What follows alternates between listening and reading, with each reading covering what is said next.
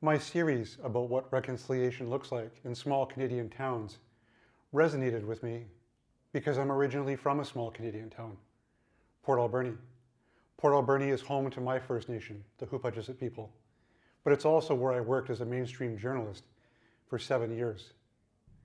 Port Alberni was also once home to the Alberni Indian Residential School, where both my parents were forced to attend for the better part of a decade of each of their childhoods.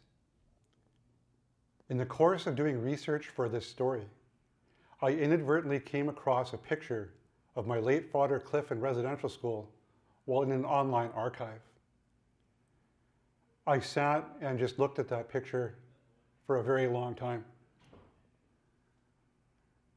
It was no secret to me that he'd gone to residential school, but since I've become a journalist, I've come to know about what happened inside the schools, and I imagine he escaped none of it.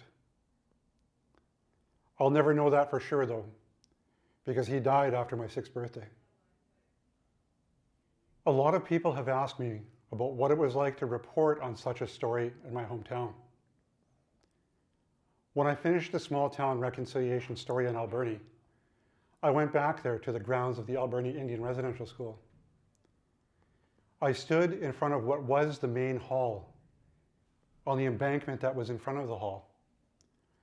And I stood there looking through what is now dense foliage, but back when my father went, there was no foliage at all. You could see across the river. And I wondered how many times my father stood at that embankment looking down the river at our family's home, knowing that he couldn't go and see his mother and his father.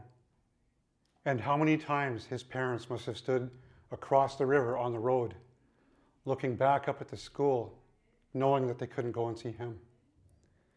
That moment and that realization will be with me for all of my days.